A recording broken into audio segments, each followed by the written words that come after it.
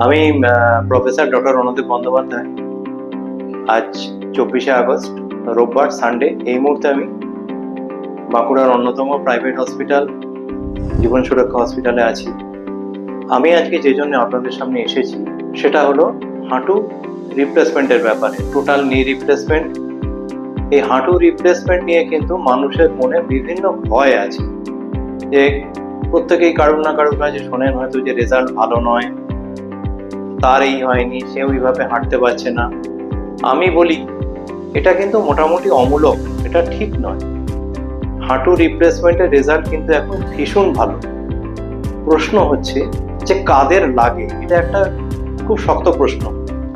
দেখুন, আমি কখনোই বলবো না যে সামান্য হাঁটু ব্যথা হলেই আপনারা এসে হাঁটু রিপ্লেসমেন্টের জন্য আসবেন, সেটা কিন্তু কাম্য নয়।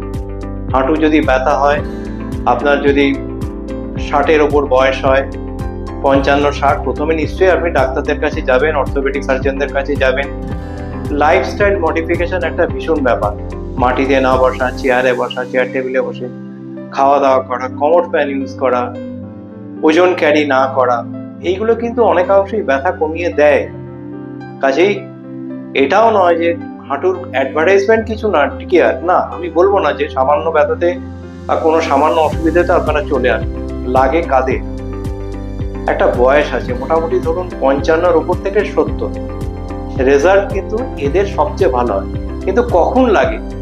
আমরা পরিভাষায় বলি যখন all conservative methods has been exhausted.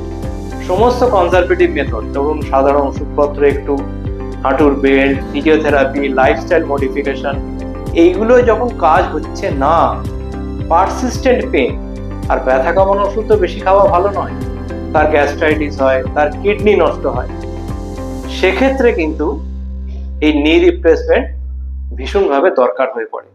দ্বিতীয়, কিছু কিছু পেশেন্টদের দেখবেন হাঁটু বাঁকতে আরম্ভ করেছে। আমরা বলি ভেরাস ডিফর্মিটি পরিভাষায়, বা ভ্যালগাস ডিফর্মিটি। এই ভেরাস বা ভ্যালগাস ডিফর্মিটি হয়ে গেলে কিন্তু আর কনজারভেটিভ ম্যানেজমেন্ট বা সাধারণ ব্যথা কমানোর ওষুধে মানুষের রেজাল্ট ভালো হয়। তখন কিন্তু খুব খুব ভালো রেজাল্ট হয় এই নি রিপ্লেসমেন্ট। আর কাদের দরকার? ধরুন হাঁটু যাদের ফ্লেকশন ডিফর্মিটি হয়ে যাচ্ছে, মানে পুরোপুরি দেখবেন হাঁটু সোজা হচ্ছে না, একটা 10 ডিগ্রি ভাঁজ হয়ে থাকছে, 20 ডিগ্রি ভাঁজ হয়ে থাকছে, ঠিক মতো পা ফেলতে পারছেন না, তাদেরও কিন্তু ভীষণভাবে দরকার। আর কাদের লাগে না? কাদের পড়া রেজাল্ট বাজে হয়, রেজাল্ট আউটকাম, অপটিমাম আউটকাম, আমরা পরিভাষায় বলি অপটিমাম আউটকাম, মানে খুব মনোভূত রেজাল্ট হলো না। তার কারণ কিন্তু, প্রথম কারণ হচ্ছে খুব অ্যাডভান্সড অস্টিওআর্থ্রাইটিস স্টেজে নিয়ে চলে যাওয়া। রেজাল্ট কিন্তু গ্রেড 2, গ্রেড 3-তে ভালো হয়, কিন্তু খুব অ্যাডভান্সড অস্টিওআর্থ্রাইটিস হয়ে গেছে, হাঁটু বেঁকে গেছে, হাঁটু সোজা হচ্ছে না, অনেক দিন ধরে চলতে পারছে না, মাসেলগুলো উইক হয়ে গেছে। মানুষ তো শুধু হাড়ের ওপর হাঁটে না, মাসেলগুলো উইক হয়ে গেছে। সেক্ষেত্রে কিন্তু এই যে আপনারা শোনেন মাঝে মাঝে যে রেজাল্ট ভালো হলো না, আপনি দেখুন সে অনেক অ্যাডভান্স স্টেজে গিয়ে করতে গেছে, খুব অ্যাডভান্স স্টেজে রেজাল্ট ভালো হয় না। হাঁটছে, চলছে, এই অবস্থাতেই কিন্তু করে নিলে রেজাল্ট খুব গ্র্যাটিফাইং হয়। আর আমার একটা নিজস্ব ব্যক্তিগত বলি, খুব ভয় লাগে ডায়াবেটিক পেশেন্টে করতে, আনকন্ট্রোল ডায়াবেটিক। কারণ এই যে ইমপ্ল্যান্টগুলো লাগে, ইমপ্ল্যান্টগুলো কিন্তু দামি ইমপ্ল্যান্ট। মোটামুটি ধরুন আমাদের এই জীবন সুরক্ষা হসপিটালে ডিপ বয়েল সিনথেসিসে দেওয়া হয়, একদম বাইরে থেকে জিনিসগুলো আসে, স্টেরাইল হয়, আমরা অপারেশন করি, সেগুলো বসিয়ে দিই। তো ডায়াবেটিক পেশেন্টে কিন্তু, আনকন্ট্রোল ডায়াবেটিক, দীর্ঘদিন ধরে যারা ডায়াবেটিক আছে, তাদের কিন্তু এই রেজাল্টগুলো খুব ভালো হয় না। বলবো এই কারণে, হঠাৎ হঠাৎ ইনফেকশন হয়ে যেতে পারে। কাজে ডায়াবেটিক পেশেন্ট বা কিছু কিছু ক্ষেত্রে ইমিউনো কম্প্রোমাইজ পেশেন্ট, তাদের একটু কিন্তু ওটি করাবার সময় একটু চিন্তা ভাবনা করে আমাদের তারা বুঝিয়ে কনসেন্ট নিয়ে করি।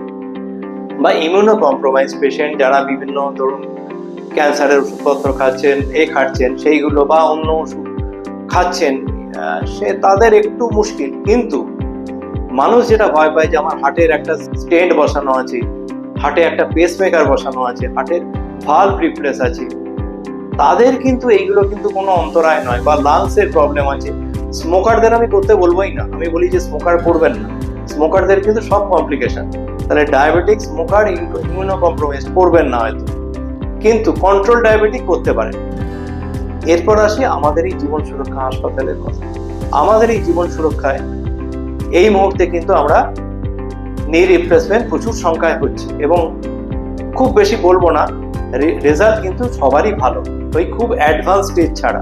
যাদের ওয়েস্ট বেঙ্গল হেলথ স্কিম আছে তাদের কিন্তু কোনো রকম এক্সট্রা ছাড়াই কিন্তু এই অপারেশনগুলো এখানে সম্ভব হয়। ডিপ অয়েল সিনথেসিসে দামি ইমপ্ল্যান্ট দেওয়া হয় এখানে। যাদের যে কোনো মেডিক্লেম করানো আছে তাতে যদি এটা সম্ভব থাকে, যদি দরকার হয় আপনারা আসবেন, মেডিক্লেমের এখানে একটা আলাদা সেল আছে, সেখানে যোগাযোগ করবেন, তাদের সাথে কথা বলবেন। রিপ্লেসমেন্ট আমরা নিজেরাই করি, একদম ডাক্তাররা দাঁড়িয়ে আমরা পুরোটা করি। এখানে অন্য কোনো 2-3জন ডাক্তারবাবু থাকেন, অন্য কোনো ভয় নেই। পোস্ট অপারেটিভ কেয়ার কিন্তু জীবন সুরক্ষায় যথেষ্ট ভালো। ওটির একটা স্টেরিলিটি মেনটেন করতে হয়। এই জীবন সুরক্ষা হাসপাতালে কিন্তু আলাদা অর্থোপেডিক্স ওটি আছে। শুধু ওটি আছে না, ওটি আছে বলবো না, রিপ্লেসমেন্টের আলাদা ওটি আছে, নি রিপ্লেসমেন্ট, হিপ রিপ্লেসমেন্ট, এইগুলো কিন্তু আলাদা। আর্থোপ্লাস্টি ওটি, স্পেশাল ওটি আছে, যেখানে একদম সর্বোত্তম ভাবে স্টেরিলাইজেশন মেনটেন করা হয়। পোস্ট অপারেটিভ কেয়ার এখানে কিন্তু একদম স্ট্যান্ডার্ড। আপনার অ্যান্টিবায়োটিক বলুন, ডাক্তারদের দেখাশোনা বলুন, সিস্টার, এটাতে একটা team effort. Post operative sister যারা ওয়ার্ডে কাজ করেন তারা কিন্তু প্রত্যেকেই সবসময় আপনার সাথে থাকবেন, এটা একদম নিশ্চিন্ত থাকুন।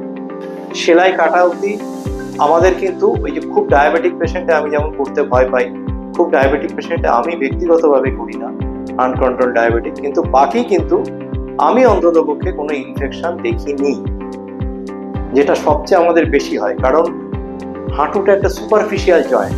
রিপ্লেস বলতে সবার নানা রকম ভয় থাকে, যে ব্যাপারটা কি। ফিমার বোন, ওপরে যে আমাদের লম্বা বোনটা আছে তার ফিমার, তার নিচের অংশটুকু আমরা কেটে রিপ্লেস করি। টিবিয়া, তার তলায় যে আমাদের শিন বোন আছে তার উপরের অংশটুকু রিপ্লেস করি। আর এই যে ফ্লুইড কার্টিলেজ, যার যেটা কমে গিয়ে অস্টিওআর্থ্রাইটিস হয়, অস্টিওআর্থ্রোসিস হয়, হাঁটু ক্ষয় হয়, সেটার একটা আমরা স্পেশাল পলিইথিলিন ক্যাপ দিয়ে রিপ্লেস করি। এই হলো, মানে সমস্ত যে সব চেঞ্জ হয় তা না।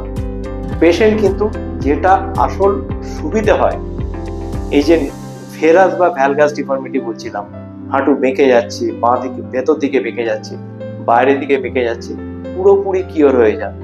ফিক্সড ফ্লেক্সন ডিফর্মিটি, পা সোজা হচ্ছে না, পুরোপুরি কিওর হয়ে যায় পোস্ট অপারেটিভ, পুরোপুরি। এবং সবচেয়ে বড় কথা, এই দুটো ছাড়াও এই যে হাঁটুর ব্যথার জন্য যে একটা নিয়মিত ব্যথার ওষুধ খেতেন দীর্ঘদিন ধরে, যেটা আপনার স্টমাকে এফেক্ট ফেলবে, যেটা আপনার কিডনিতে এফেক্ট ফেলবে, এই ব্যাপারটা কিন্তু চিরকালের মতো দূর হয়ে যাবে। ব্যথা কমানোর ওষুধ ওই 5-7 দিন লাগে পোস্ট অপারেটিভ স্টেজে, তারপরে এই ব্যথা কমানোর ওষুধ থেকে কিন্তু আপনি মুক্তি লাভ করবেন। রিপ্লেসমেন্ট বেশিরভাগ সময় দুটো হাঁটুতে রিপ্লেস হয়। ব্যক্তিগতভাবে আমি একটু টাইম নিয়ে করি, একটা হাঁটু রিপ্লেসমেন্ট হলো, মানুষ খুশি হয়, তারপরে তারা কিন্তু নিজেরাই আমাদের কাছে আসে, এটা তো এবার আর একটা হাঁটু চেঞ্জ করে দিই। এইটাই আমাদের ভালো লাগে, যে মানুষ নিজে থেকে এসেই বলছেন।